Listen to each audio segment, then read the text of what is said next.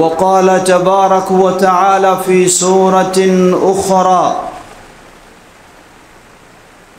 يا أيها الذين آمنوا أطيعوا الله وأطيعوا الرسول ولا تبطلوا أعمالكم.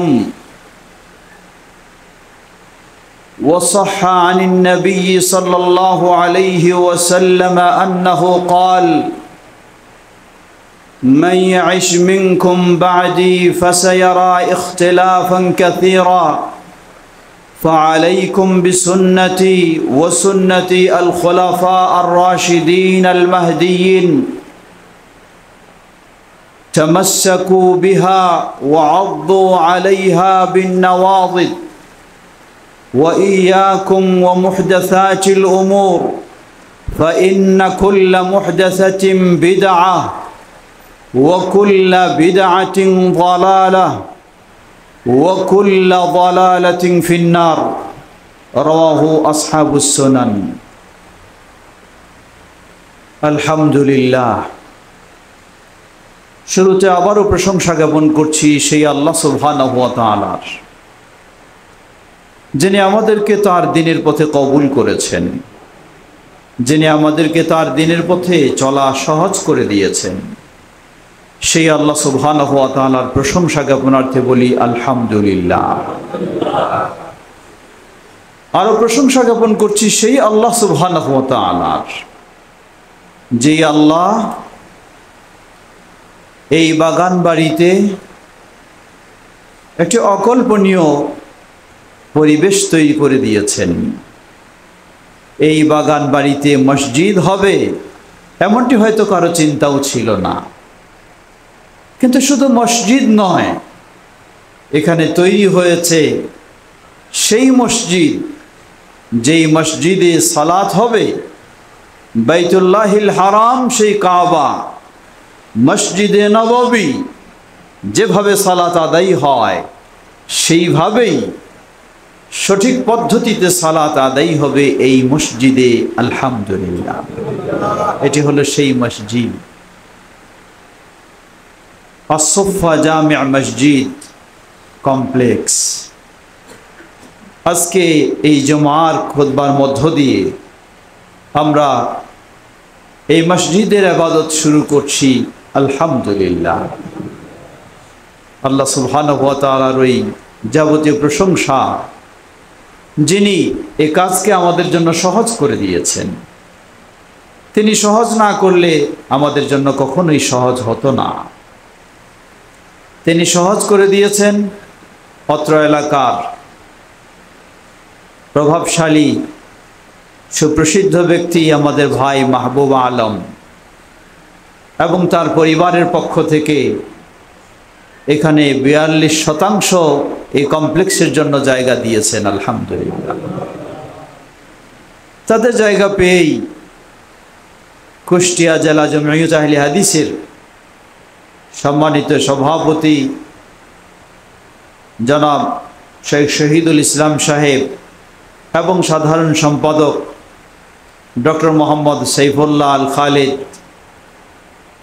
তাদের নেতৃত্বে, বিশেষ করে এর পিছনে আরও যিনি বড় অবদান রেখেছেন, বাংলাদেশ জমিয়ত আহলে হাদিসের অন্যতম উপদেষ্টা, বিশিষ্ট শিক্ষাবিদ প্রফেসর ডক্টর লোকমান হোসেন সাহেব সহ সকলেই মিলে, সকলের সার্বিক সহযোগিতায় আজকে আমাদের সত্যি ঈদের দিন, যেটি মুসলিম উম্মার জন্য জুমার দিনকে ইসলামে ঈদের দিন হিসাবে আল্লাহ রাব্বুল আলামিন করে দিয়েছেন, সেই ঈদের সাথে যেন আরো ডবল ঈদ, তা হলো এই একটি মসজিদ আজকে উদ্বোধন হচ্ছে। আলহামদুলিল্লাহ, যারা যেভাবে দেশে বিদেশে কাছে দূরে জায়গা দিয়ে, অর্থ দিয়ে, শ্রম দিয়ে, সময় দিয়ে, মেধা দিয়ে এই মসজিদকে এ পর্যন্ত নিয়ে এসেছেন, আল্লাহ সকলের জন্য এর বিনিময়ে জান্নাতুল ফেরদাউসে অট্টালিকা দান করুন। রাসূলুল্লাহ সাল্লাল্লাহু আলাইহি ওয়াসাল্লামের সুসংবাদ, মান বানা লিল্লাহি মসজিদা বানাল্লাহু লাহু বাইতান ফিল জান্নাহ, যে আল্লাহর সন্তুষ্টি অর্জনের জন্য মসজিদ নির্মাণ করবে, আল্লাহ সুবহানাহু ওয়া তাআলা তার জন্য দুনিয়াতে নয় জান্নাতে তার জন্য আল্লাহ অট্টালিকা নির্মাণ করে দেবেন। সুবহানাল্লাহ। এর চেয়ে বড় আর সুসংবাদ কি হতে পারে? দুনিয়াতে আমার হাজারো অট্টালিকা থাকতে পারে, কিন্তু জান্নাতে যদি কিছুই না থাকে তাহলে সত্যিই আমি তো অসহায়। কিন্তু দুনিয়াতে যদি আমার কিছুই না থাকে, গাছতলাও আমি যদি বসবাস করি, আর আল্লাহ সুবহানাহু ওয়া তাআলা যদি জান্নাতে আমাকে অট্টালিকা দেন, আলহামদুলিল্লাহ, এর চেয়ে বড় কিছু পাওয়ার আর হতে পারে না। যারা আমাদের এর পিছনে শ্রম দিয়েছেন, বিশেষ করে আমাদের ভাই ডক্টর মোহাম্মদ সাইফুল্লাহ খালেদ, তিনি যেভাবে অফলাইনে অনলাইনে সবার সাথে সমন্বয় করে এর পিছনে শ্রম দিয়েছেন, আল্লাহ রাব্বুল আলামিন তাকে এবং সবাইকে এর জাযায়ে খায়র দান করুন। আজকে এই উদ্বোধনী খুতবায় এখানে উপস্থিত হয়েছেন বিভিন্ন জায়গা থেকে আমাদের অনেক দায়িত্বশীল মানুষেরা, বিশেষ করে সেই মেহেরপুর থেকে, মেহেরপুর জেলা জমিয়তে আহলে হাদিসের সম্মানিত সভাপতি জনাব ফখরুল ইসলাম সাহেব, তিনি প্রায় 20-25 জনের একটি বড় টিম নিয়ে সেই মেহেরপুর থেকে এখানে উপস্থিত হয়েছেন সেই রাজবাড়ী থেকে, উপস্থিত হয়েছেন সেই আরও বিভিন্ন জায়গা থেকে, আর আমরা তো এসেছি সেই ঢাকা থেকে। সকলেই দুনিয়ার কোনো স্বার্থে নয়, শুধু আল্লাহ সুবহানাহু ওয়া তাআলাকে খুশি করার জন্য এবং আনন্দের সাথে যে আল্লাহর তাওহীদের আলোকে, রাসূলুল্লাহ সাল্লাল্লাহু আলাইহি সাল্লামের সুন্নাহর আলোকে এই মসজিদ তৈরি হয়েছে। আলহামদুলিল্লাহ, এটি হলো সবচেয়ে বড় আনন্দের বিষয়। তাই প্রশংসা একমাত্র সেই আল্লাহ সুবহানাহু ওয়া তাআলার। অতঃপর অসংখ্য দরুদ ও সালাম পেশ করছি প্রিয় রাসূল মুহাম্মদ সাল্লাল্লাহু আলাইহি ওয়াসাল্লাম, তাঁর আসহাবে কেরাম, আহলে বাইত, শেষ দিবস পর্যন্ত তার প্রতিটি একনিষ্ঠ অনুসারীদের উপর। সমবেত মুসল্লিবৃন্দ, আল্লাহ সুবহানাহু ওয়া তাআলা আমাদের জন্য সুসংবাদ দিলেন, ইন্নামা ইয়ামুরু মাসাজিদাল্লাহ মান আমানা বিল্লাহ ওয়াল ইয়াউমিল আখির ওয়া আকামাস সালাহ ওয়া আতাজ যাকাহ ওয়া লাম ইয়াখশা ইল্লাল্লাহ।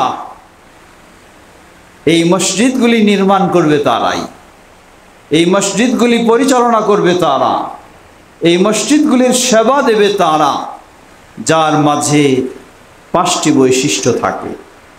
প্রথম, মান আমানা বিল্লাহ, যে ঈমান আনবে আল্লাহর প্রতি, ওয়াল ইয়াউমিল আখির, আখিরাতের প্রতি ঈমান আনবে, ওয়া আকামাস সালাহ, সালাত কায়েম করবে, ওয়া আতাজ যাকাহ, যাকাত প্রদান করবে, ওয়া লাম ইয়াখশা ইল্লাল্লাহ, একমাত্র আল্লাহ ছাড়া অন্য কাউকে ভয় করবে না।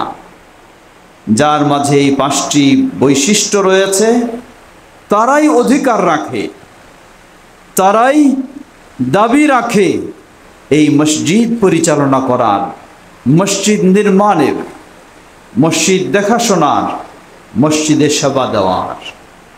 আল্লাহ সুবহানাহু ওয়া তাআলা আয়াতের শেষে বললেন, আশা করা যায় এরাই হলো হেদায়েত প্রাপ্ত ব্যক্তি। সুবহানাল্লাহ। যে বিষয়টি অত্যন্ত গুরুত্বপূর্ণ এবং গুরুত্বের সাথে আমি স্মরণ করে দিতে চাই, মসজিদ নির্মাণ করবে, মসজিদ পরিচালনা করবে, মসজিদ দেখাশোনা করবে কারা? মান আমানা বিল্লাহ, প্রথম শর্ত হলো যে আল্লাহর প্রতি ঈমানদার হবে। শেষ বৈশিষ্ট্য হলো ওয়ালাম ইয়াখশা ইল্লাল্লাহ, আল্লাহ ছাড়া কাউকে ভয় করবে না। এর মানে এর অর্থই হলো সে পরিপূর্ণ তাওহীদের উপর প্রতিষ্ঠিত থাকবে, শিরক থেকে মুক্ত থাকবে। কিন্তু আফসোসের সাথে বলতে হয়, বাংলার বুকে অগণিত অসংখ্য মসজিদ রয়েছে, পরিচালকেরা সেই পরিচালনা করেন, মসজিদ নির্মাণ করেন, মসজিদের সেবা প্রদান করেন, কিন্তু সেই মসজিদ তাওহীদের উপরে নয়, সেই মসজিদ হয়ে গেছে শিরকের আড্ডাখানা। সেই মসজিদ হয়েছে মাজারের মসজিদ, সেই মসজিদ হয়েছে কবরের মসজিদ, সেই মসজিদে শিরকি কর্মকাণ্ড পরিচালনা করা হয়। লা হাওলা ওয়ালা কুওয়াতা ইল্লা বিল্লাহ। বিশ্ববাসীকে স্মরণ করে দিতে চাই, গোটা পৃথিবীতে ঠিক তেমনিভাবে বাংলাদেশে, তেমনিভাবে এই কুষ্টিয়া জেলায় তারাই শুধু এই ক্ষেত্রে শতভাগ তাওহীদের উপরে থাকার চেষ্টা করে, শিরক হতে মুক্ত হওয়ার চেষ্টা করে, যারা আহলুল হাদিস। আলহামদুলিল্লাহ, আজকের এই মসজিদ আস-সুফা কমপ্লেক্স, এই জামে মসজিদ, এটা হলো সেই মসজিদ। বলতে পারেন আশপাশে তো বহু মসজিদ রয়েছে, এরপরেও এই মসজিদের কেন প্রয়োজন? জবাব, প্রয়োজন এজন্যই, এই মসজিদ হলো সেই মসজিদ যেখানে আল্লাহর তাওহীদের উপর প্রতিষ্ঠিত হয়ে সকল প্রকার শিরক মুক্ত হয়ে আল্লাহর ইবাদত হবে। এমনই একটি ইবাদত গৃহ, এমনই একটি মসজিদ হলো এই আস-সুফা মসজিদ। আলহামদুলিল্লাহ। সমবেত মুসল্লিবৃন্দ, ঠিক একইভাবে আমরা বলতে পারি ওই আয়াতের মাঝে আল্লাহ সুবহানাহু ওয়া তাআলা বৈশিষ্ট্যের মাঝে উল্লেখ করলেন, মান আমানা বিল্লাহ ওয়াল ইয়াউমিল আখির ওয়া আকামাস সালাহ, যে সালাত কায়েম করে। আজকে আমাদের দেশে বলতে পারি বহু মানুষ সালাত আদায় করে কিন্তু সালাত কায়েম করে না, অথচ আল্লাহ সুবহানাহু ওয়া তাআলা মসজিদ পরিচালনাকারীদের বৈশিষ্ট্য দিয়েছেন, তারা সালাত কায়েম করে। সালাত পড়ে না, খালি সালাত আদায় করে না, খালি সালাত পালন করে না, তারা সালাত কায়েম করে। সালাত কায়েম করার অর্থ কি? এরও একটি অপব্যাখ্যা আমাদের সমাজে বলা হয় সালাত কায়েম হলো সমাজের সর্বস্তরের মানুষ যখন সালাত আদায় করবে তাহলে নাকি সালাত কায়েম হয়। আমরা বলবো এটি কোরআন এবং সুন্নাহর আলোকে সালাত কায়েমের ভুল ব্যাখ্যা। কখনো এটি সালাত কায়েম নয়। সাহাবী স্পষ্ট করে বলছেন ওই ব্যক্তিকে, যাকে দেখলেন সে সালাত আদায় করলো কিন্তু রুকু থেকে ভালোভাবে সোজা হলো না, সিজদায় চলে গেল। ওই ব্যক্তিকে লক্ষ্য করে মন্তব্য করলেন, বললেন, তুমি যদি তোমার জীবনে এভাবে সালাত আদায় করে মৃত্যুবরণ করো তাহলে তুমি মুহাম্মদ সাল্লাল্লাহু আলাইহি সাল্লামের দ্বীনের উপরে মৃত্যুবরণ করতে পারবে না। আল্লাহু আকবার। মানে কি? মানে তুমি মুসলিম হিসাবেও মৃত্যুবরণ করতে পারবে না। অথচ সে সালাত আদায় করছে, আবার তাকে বলছেন এইভাবে তুমি সালাত আদায় করলে তুমি মুসলিম হিসাবেও মৃত্যুবরণ করতে পারবে না। তাহলে লক্ষ্য করুন, সমাজের সব মানুষেরাই যদি এইভাবেই সালাত আদায় করে তাহলে কিসের সালাত কায়েম? ইসলামের উপরে থাকা সম্ভব নয়। এজন্য সাহাবী আব্দুল্লাহ ইবনে আব্বাস রাদিয়াল্লাহু তাআলা আনহুমা সালাত কায়েমের তিনি ব্যাখ্যা দিচ্ছেন, সালাত কায়েম হলো রাসূলুল্লাহ সাল্লাল্লাহু আলাইহি ওয়াসাল্লাম যেই সময়ে, যেই নিয়মে, যেই পদ্ধতিতে, যেই তরিকায়, যেই রোকন আরকানে সালাত আদায় করেছেন, ওই পদ্ধতিতে, ওই নিয়মে ওই তরিকায় যখন আপনি সালাত আদায় করবেন, এটার নাম হলো সালাত কায়েম করা। সুবহানাল্লাহ, এটার নাম সালাত কায়েম করা। তাই আমরা বলতে পারি, যিনি সালাত আদায় করেন আর তিনি বলেন আমার মুরব্বীরা যেভাবে সালাত আদায় করেছে সেভাবেই করব, তিনি কোশ্চিনকালেও সালাত কায়েম করেননি। যিনি বলেন আমার বুজুর্গানে দিন যেভাবে সালাত আদায় করেছে ওভাবেই করব, তাহলে তিনিও কখনো সালাত কায়েম করেননি। যিনি বলেন আমার মাযহাবে যে নিয়ম রয়েছে সেভাবেই সালাত কায়েম করব, আদায় করব, কোশ্চিনকালেও তিনিও সালাত কায়েম করেননি। যিনি বলেন আমার পীর সাহেবের মুর্শেদের তরিকায় যেভাবে রয়েছে সেভাবেই করব, কোশ্চিনকালেও তিনিও সালাত কায়েম করেননি। যিনি বলবেন আমার প্রিয় রাসূল মুহাম্মদ সাল্লাল্লাহু আলাইহি ওয়াসাল্লাম যেইভাবে যেই নিয়মে সালাত আদায় করেছেন আমি সেইভাবে সেই নিয়মে সালাত আদায় করব, তিনিই শুধু সালাত কায়েম করেছেন। সুবহানাল্লাহ। আল্লাহ সুবহানাহু ওয়া তাআলা সেই সালাত কায়েমের নির্দেশ দিয়েছেন। যারা মসজিদ পরিচালনা করবে, মসজিদ দেখাশোনা করবে, মসজিদের সেবা করবে, তাদের একটি অন্যতম বৈশিষ্ট্য হলো আল্লাহ বলছেন আকামাস সালাহ, সালাত কায়েম করে। তাই আমরা এটিও দৃঢ়তার সাথে বলতে পারি, শুধু এই কুষ্টিয়ায় নয়, বাংলাদেশে নয়, গোটা বিশ্বে আপনি খোঁজ নিয়ে দেখুন, যেখানে আহলুল হাদিস রয়েছে, কোনো আহলুল হাদিস কখনো তার মুখ দিয়ে বলতে পারে না আমার বাপদাদা যেভাবে সালাত আদায় করেছে আমি সেভাবে করব, কখনো বলবে না। কোনো আহলুল হাদিস কখনো বলবে না আমার সমাজের মানুষ যেভাবে সালাত আদায় করেছে সেভাবে আমি করব। কোনো আহলুল হাদিস কখনো বলবে না আমার তরিকায় যেভাবে সালাতের নিয়ম রয়েছে সেভাবে আদায় করব। গোটা বিশ্বের আপনি খোঁজ নিয়ে নিন, যেখানেই ইউরোপ বলেন, আফ্রিকা বলেন, আমেরিকা বলেন আর এশিয়া বলেন, যেখানে আহলুল হাদিস পাবেন সকলের ওই একটি বক্তব্য, একটি কথা, তা হলো আমার প্রিয় রাসূল মুহাম্মদ সাল্লাল্লাহু আলাইহি ওয়াসাল্লাম যেভাবে সালাত আদায় করেছেন আমি সেভাবেই সালাত আদায় করব। সুবহানাল্লাহ। এটি হলো আহলুল হাদিসের যেমন বৈশিষ্ট্য, এটি হলো তেমনিভাবে তাদের সালাত কায়েমের বৈশিষ্ট্য। প্রিয় ভাইরা আমার, আজকে আমরা আনন্দের সাথে বলতে পারি আজকে এই মসজিদ আসোফা জামিয়া মসজিদ ও মাদ্রাসা কমপ্লেক্স, এই মসজিদ হলো সেই মসজিদ যেই মসজিদে সালাত কায়েম করা হবে ইনশাআল্লাহ। যেই মসজিদে সালাত আদায় হবে, এখানে বৃদ্ধ এসে সালাত আদায় করুক, যুবক এসে সালাত আদায় করুক, এমনকি ছোট বাচ্চারাও এসে সালাত আদায় করুক, কোনো মেয়ে মানুষও এসে সালাত আদায় করুক, সবারই কথা একটাই, আমার সালাত হলো আমার প্রিয় নবী মুহাম্মদ সাল্লাল্লাহু আলাইহি ওয়াসাল্লামের মতোই সালাত, ভিন্ন কোনো মত নয়, ভিন্ন কোনো পদ্ধতিতে নয়। কারণ তিনিই নির্দেশ দিয়েছেন সাল্লু কামা রাআইতুমুনি উসাল্লি। ও হে মুসলিমেরা, তোমরা পুরুষ হও আর নারী হও, যুবক হও আর বৃদ্ধ হও, তোমরা সালাত আদায় করো যেভাবে তোমরা আমাকে সালাত আদায় করতে দেখেছ। সুবহানাল্লাহ।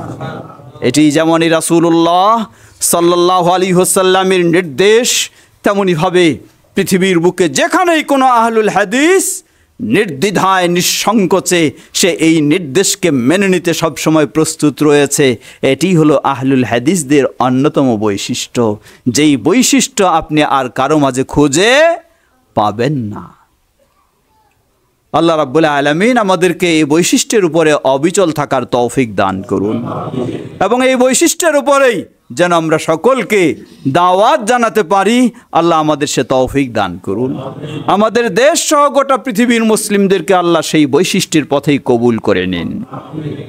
সমবেত মুসল্লিবৃন্দ, ঠিক তেমনইভাবে স্মরণ করে দিতে চাই আহলুল হাদিসদের অন্যতম দাওয়াত, সর্বপ্রথমেই তারা যে দাওয়াত দিয়ে থাকে, তারা কোনো বিশেষ মাযহাবের দাওয়াত দেয় না, বিশেষ কোনো তরিকার দাওয়াত দেয় না, বিশেষ কোনো বৈশিষ্ট্যের পদ্ধতির তারা দাওয়াত দেয় না। তাদের দাওয়াত হলো 1400 বছর পূর্বে নবী মুহাম্মদ সাল্লাল্লাহু আলাইহি ওয়াসাল্লাম যে দাওয়াত দিয়েছেন 1400 বছর পরে আজও ওই দাওয়াতে যারা দিয়ে থাকে তারাই হচ্ছে আহলুল হাদিসেরা। আলহামদুলিল্লাহ।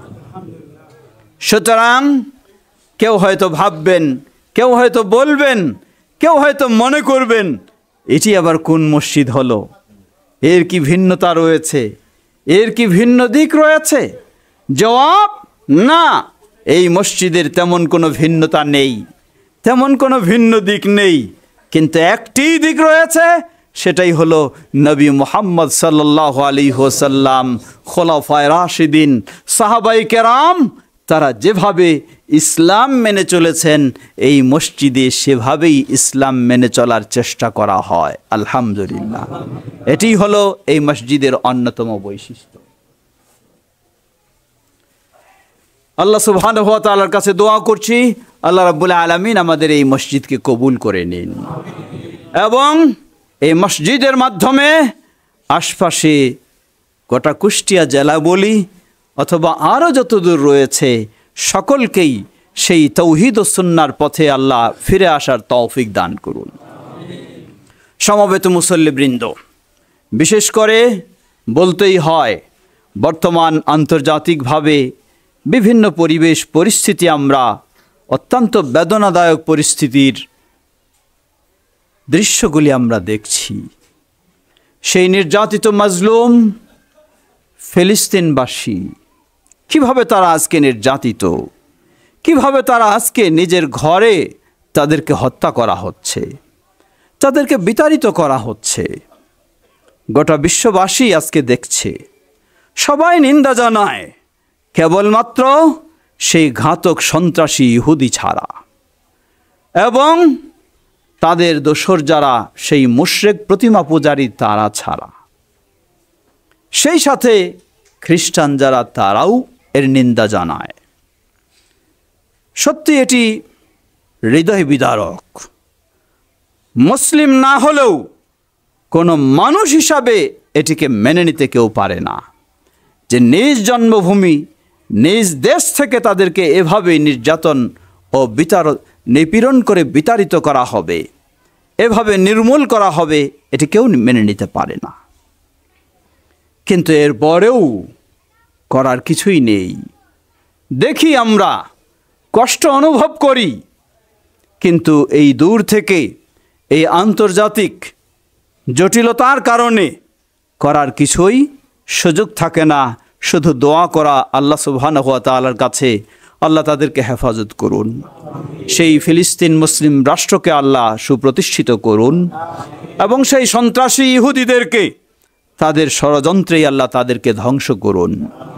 হয়তোবা আমরা দেখছি তাদের ভিতরে, তাদের মাঝে যেই আল্লাহর গজব আসা শুরু করেছে, আল্লাহ সেই গজবে তাদেরকে নিশ্চিহ্ন করে দিন। সেই গজবে আল্লাহ একটি নজিরবিহীন শিক্ষা আল্লাহ গোটা বিশ্বকে আল্লাহ সেখানে আল্লাহ দান করুন। সমবেত মুসল্লিবৃন্দ, মনে রাখবেন এই বিষয়টি আমাদেরকে শিক্ষা দিচ্ছে। কেন আজকে মুসলিমেরা এভাবে নির্যাতিত? পৃথিবীতে মুসলিমদের সংখ্যা কি কম? মুসলিম রাষ্ট্রের সংখ্যাও কি কম?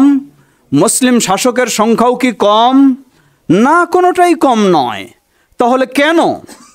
জবাব, আমরা খুঁজলে অনেকগুলি কারণ পাই। তার মাঝে একটি বড় কারণ হলো আমাদের অনৈক্য। আজকে মুসলিম দেশগুলির যদি ঐক্য হতো, মুসলিম শাসকেরা যদি ঐক্যবদ্ধ থাকতে পারত, তাহলে সেই ঘাতক সন্ত্রাসী ইসরায়েল ইহুদিদের এই নির্যাতন চালানোর কখনোই সুযোগ থাকতো না। কিন্তু আজকে আফসোসের সাথে বলতে হয়, আমরা আজকে ঐক্যবদ্ধ নই। মুসলিম উম্মাহ ঐক্যবদ্ধ নয়। কেন ঐক্যবদ্ধ নয়? সে কারণটাও একটু আমাদের জানা দরকার, সে কারণটাও একটু আমাদের খোঁজা দরকার। কেন ঐক্যবদ্ধ নয়? ঐক্যবদ্ধ না হওয়ার পিছনে সমস্যাটা কোথায়? জবাব, ঐক্যবদ্ধ না থাকার পিছনে সবচেয়ে বড় কারণ হলো আজকে মুসলিম উম্মাহ নবী মুহাম্মদ সাল্লাল্লাহু আলাইহি ওয়াসাল্লাম যেই ইসলাম রেখে গেছেন সেই ইসলামের উপরে সকলে নেই। যদি ওই ইসলামের উপরে সকলে থাকতো তাহলে অবশ্যই মুসলিম উম্মাহ তাদের মাঝে ঐক্য থাকতো, তাদের মাঝে ঐক্য থাকতো। আফসোসের সাথে বলতে হয়, আজকে আপনি যেই কোরআনকে বিশ্বাস করেন, এমনও দেশ রয়েছে, এমনও ইসলামী রাষ্ট্র বলেও দাবিদার রয়েছে যারা এই কোরআনকেই পরিপূর্ণ কোরআন বলে বিশ্বাস করে না। কিভাবে তার সাথে আপনার ঐক্য হতে পারে? কিভাবে ঐক্য হবে? কিসের ভিত্তিতে ঐক্য হব? যে আমার কোরআনকে মানবে না, যে আমার রাসূল সাল্লাল্লাহু আলাইহি সাল্লামের হাদিসকে মানবে না, যে আমার খোলাফায়ে রাশিদিন আবু বকর, ওমর, ওসমান রাদিয়াল্লাহু তাআলা আনহুম তাদেরকে মানবে না, তার সাথে আপনার কিভাবে ঐক্য হতে পারে? সুতরাং মনে রাখবেন, একদিকে যেমন ঐক্যের প্রয়োজন, তার চেয়ে বড় প্রয়োজন হলো কেন ঐক্য হচ্ছে না সেই বিষয়টি আমাদের জানা প্রয়োজন, এবং সে বিষয়টি জেনে সেই ক্ষেত্রে আমাদের সকলকে সচেতন হয়ে, সচেষ্ট হয়ে আমাদের ঐক্যবদ্ধ হওয়ার সেই পথ ও সেই ব্যবস্থা আমাদেরকে খুঁজে নিতে হবে। 1400 বছর পূর্বেই নবী সাল্লাল্লাহু আলাইহি ওয়াসাল্লাম তিনি বলেন, জেনে রাখো, তারাকতু ফীকুম আমরাইন লন তাদিল্লু মা তামাসসাকতুম বিহিমা কিতাবাল্লাহি ওয়া সুন্নতি। আমি রেখে গেলাম মাত্র তোমাদের মাঝে দুটি জিনিস, যতক্ষণ পর্যন্ত তোমরা এই দুটিকে আঁকড়ে ধরবে কখনো তোমরা পথভ্রষ্ট হবে না। আজকে ইসলাম বলতে যদি সবাই আমরা এটা মানতাম, ইসলাম মানেই কোরআন এবং সহিহ হাদিস, তাহলে খুব সহজেই মুসলিম বিশ্বের মাঝে ঐক্যবদ্ধ হওয়া সম্ভব ছিল। কিন্তু ইসলাম মানেই যখন কেউ মনে করি কোরআন এবং সহিহ হাদিস, আবার অধিকাংশ জনেই মনে করি একটি মাযহাব, আবার আরেক শ্রেণী মনে করি একটি তরিকা, আবার আরেক শ্রেণী মনে করি পীর মুরিদি, আবার আরেক শ্রেণী মনে করি বুজুর্গানে দিন, আবার আরেক শ্রেণী মনে করি বাপদাদার নিয়ম। এইভাবেই যখন ইসলামকে মানি, বুঝি, তাহলে কিয়ামত পর্যন্ত এই মুসলিমদের ঐক্যবদ্ধ হওয়া সম্ভব নয়, কোনোদিনই হবে না, যতই ঐক্যের ডাক দেই। সুতরাং মুসলিমদের ঐক্যবদ্ধ হওয়ার একটি পথ, সকলকে সব চিন্তা বর্জন করে আল্লাহর কিতাব এবং রাসূলুল্লাহ সাল্লাল্লাহু আলাইহি ওয়াসাল্লামের সহিহ হাদিসের দিকে ফিরে আসতে হবে, তাহলেই মুসলিমদের ঐক্যবদ্ধ হওয়া সম্ভব হবে ইনশাআল্লাহ। আজকে আহলুল হাদিসদের এটাই আহ্বান। এই আসুফা কমপ্লেক্স, এই জামে মসজিদের আহ্বান হলো এটাই। আমাদের ভিন্ন কোনো মতবাদ থাকতে পারে না, ভিন্ন কোনো চিন্তা থাকতে পারে না, ভিন্ন কোনো পথ থাকতে পারে না।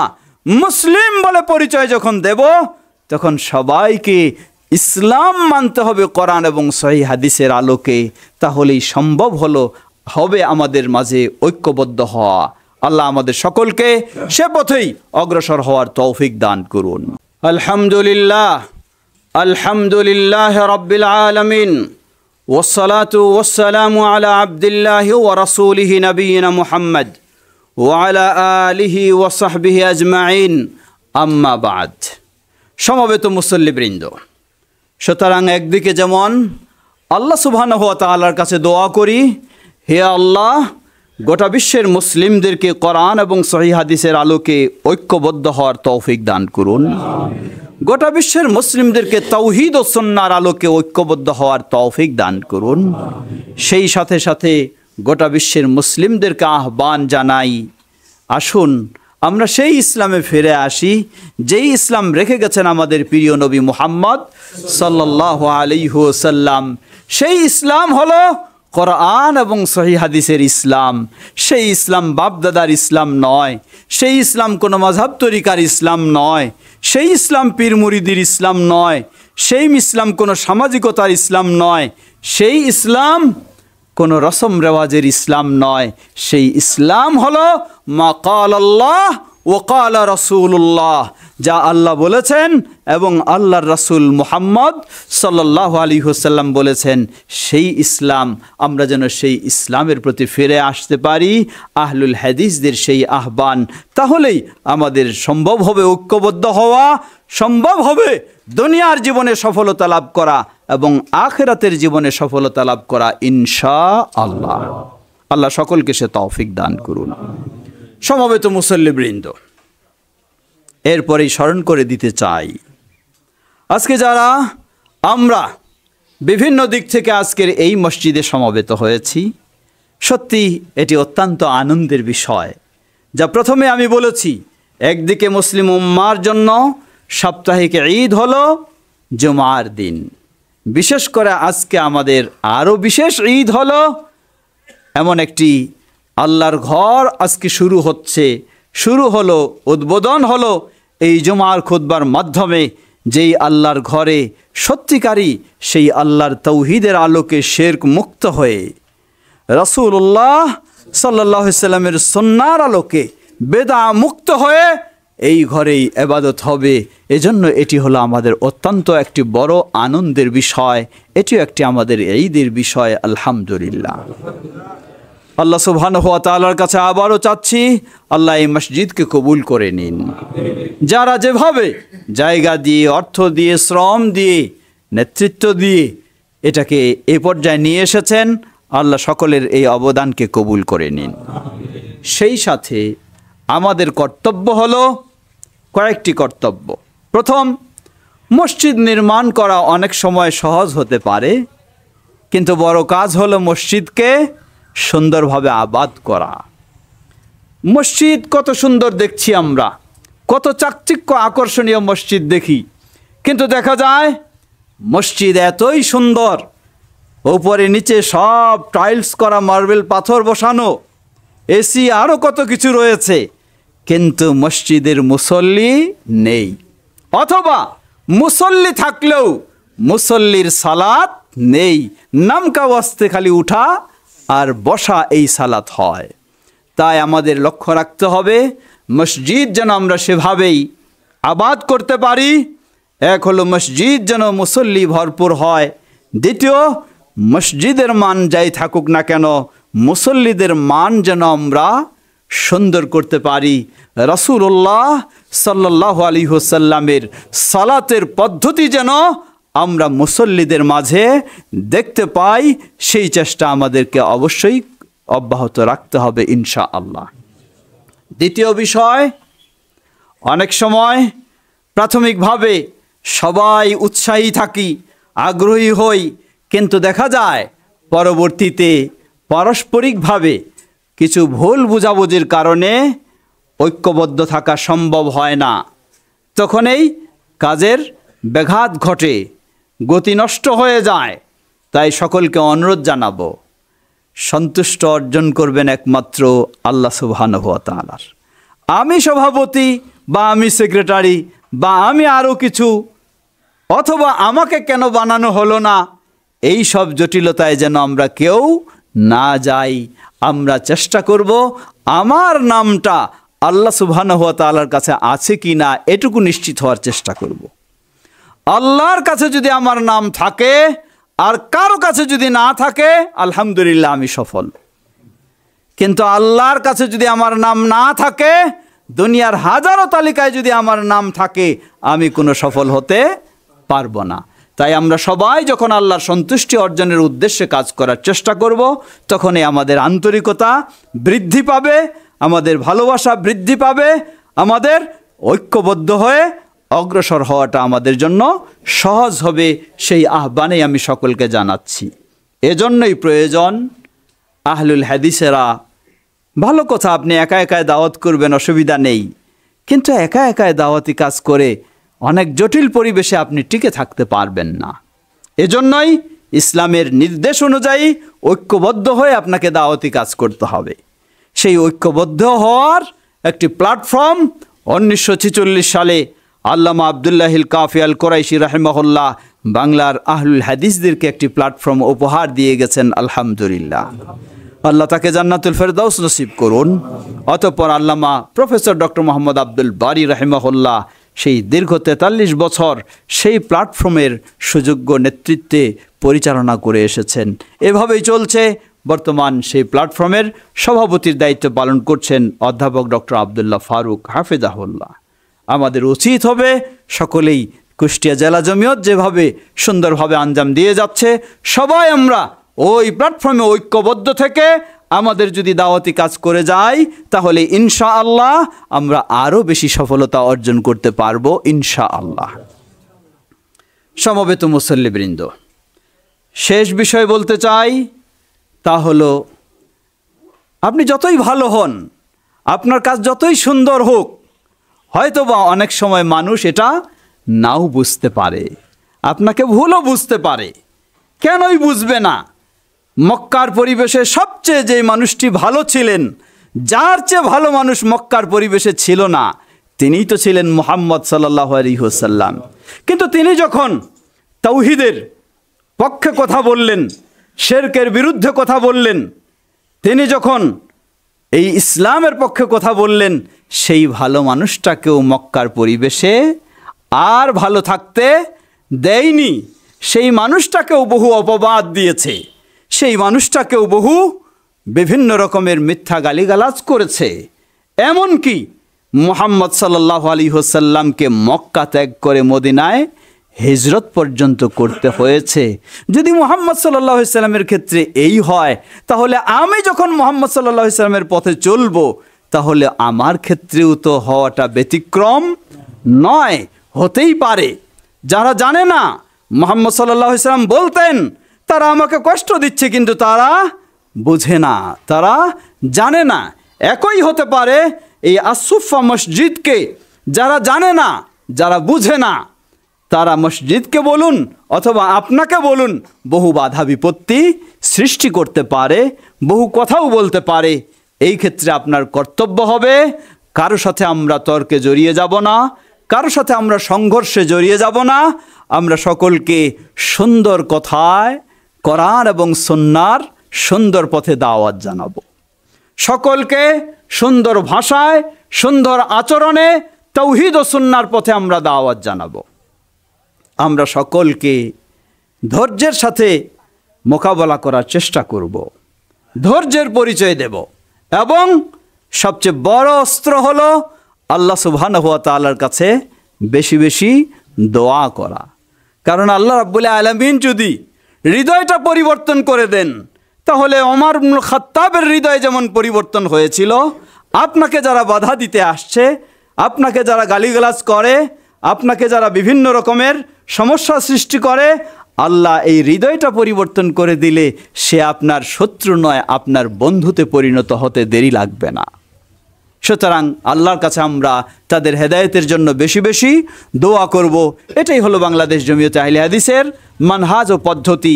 আমরা যেন সেই পদ্ধতির আলোকেই অগ্রসর হতে পারি। আল্লাহ আমাদের সকলকে সে তৌফিক দান করুন। সমবেত মুসল্লিবৃন্দ, পরিশেষে আবারও স্মরণ করে দিচ্ছি, বিদ্যুৎ নেই, সকলের কষ্ট হচ্ছে গরমে, তাই দীর্ঘও করতে চাই না। আর খুতবা সাধারণত বেশি দীর্ঘ করাও উচিত নয়। সুন্নাহ হলো খুতবা সংক্ষিপ্ত হওয়া, কিন্তু অনেক সময় আমাদের দীর্ঘ হয়ে যায়। এই দীর্ঘটা না হওয়াই উচিত, না করাই উচিত। ফিরে আসি, যারা আজকে এই সুন্দর মসজিদে আমরা বিভিন্ন জায়গা থেকে আপনারা ছুটে এসেছেন, সকলকে জানাচ্ছি কৃতজ্ঞতা, সকলকে জানাচ্ছি মোবারকবাদ। দোয়া করছি আল্লাহ সকলকে দিনের পথে কবুল করে নিন। দোয়া করছি আল্লাহ সকলের এই মসজিদের পিছনে আজকে উপস্থিত হওয়াটাও হলো মসজিদের পিছনে অবদান। অতএব এর বিনিময়ে আমাদের সকলকে জান্নাতুল ফেরদাউসে অট্টালিকা দান করুন। এবং দেশে বিদেশে যারা আছেন, আসতে পারেননি, কিন্তু তারা আর্থিকভাবেও হয়তো আমাদেরকে বিভিন্নভাবে সহযোগিতা দিয়েছেন, আল্লাহ তাদের জন্যও এই নিয়ামতকে কবুল করে নিন। বিশেষ করে আমাদের ভাই মাহবুব আলম সাহেব, তিনি তার পরিবারের পক্ষ থেকে যে জায়গা, এটি হলো সবচেয়ে বড় বিষয় ছিল। একটা জায়গা পাওয়াটা অনেক সময় খুব জটিল বিষয় হয়, সেটি একটি বড় অংশ জায়গা তিনি দিয়েছেন। এবং এসবগুলির পিছনে আমাদের শ্রদ্ধাভাজন প্রফেসর ডক্টর লোকমান হোসেন সাহেব, তিনি আগে এবং পিছনে সব সময় যোগাযোগ রেখেছেন, উদ্বুদ্ধ করেছেন, উৎসাহিত করেছেন। এবং আমাদের ডক্টর সাইফুল্লাহ আল খালেদ সাহেব সহ, এবং আমাদের শহীদুল ইসলাম সাহেব সহ, মাওলানা শহীদুল ইসলাম সাহেব সহ, এবং আরও যারা রয়েছেন যাদের হয়তো আমি নাম জানি না, আল্লাহ সকলের এই অবদানকে কবুল করে নিন। সবাইকে মোবারকবাদ জানাচ্ছি, কৃতজ্ঞতা জানাচ্ছি। বিশেষ করে মেহেরপুর থেকে মেহেরপুরের সভাপতি সাহেব এবং আমাদের ভাই খালেদ সাইফুল্লাহ সাহেব, সেক্রেটারি সাহেব, এবং আরও যারা বিভিন্ন জায়গা থেকেও এসেছেন, আজকের এই সুন্দর প্রথম দিনে সত্যি এখানে হয়তো বিদ্যুৎ নেই, অথবা এসি নেই, অথবা আরও সুন্দর ব্যবস্থা নেই, না থাকলেও আমি মনে করি কারো মনে কষ্ট নেই। আজকে প্রথম দিন উপস্থিত হওয়াটাই হলো অনেক আনন্দের বিষয়। আলহামদুলিল্লাহ, আল্লাহ আমাদের সকলের এই আনন্দকে কবুল করে নিন। আমরা যেন এভাবেই আনন্দিত হয়ে, উৎসাহী হয়ে আরও এভাবে এ তাওহীদ ও সুন্নাহর দাওয়াতকে এগিয়ে নিতে পারি। আল্লাহ আমাদের সকলকে সে তৌফিক দান করুন। ইবাদাল্লাহ রাহিমাকুমুল্লাহ, আল্লাহুম্মা সাল্লি আলা মুহাম্মদ ওয়া আলা আলি মুহাম্মদ কামা সাল্লাইতা আলা ইব্রাহিম ওয়া আলা আলি ইব্রাহিম ইন্নাকা হামিদুম মাজিদ। আল্লাহুম্মা বারিক আলা মুহাম্মদ ওয়া আলা আলি মুহাম্মদ কামা বারাকতা আলা ইব্রাহিম ওয়া আলা আলি ইব্রাহিম ইন্নাকা হামিদুম মাজিদ। اللهم ارض عن الخلفاء الراشدين وعن سائر أصحاب نبيك الكريم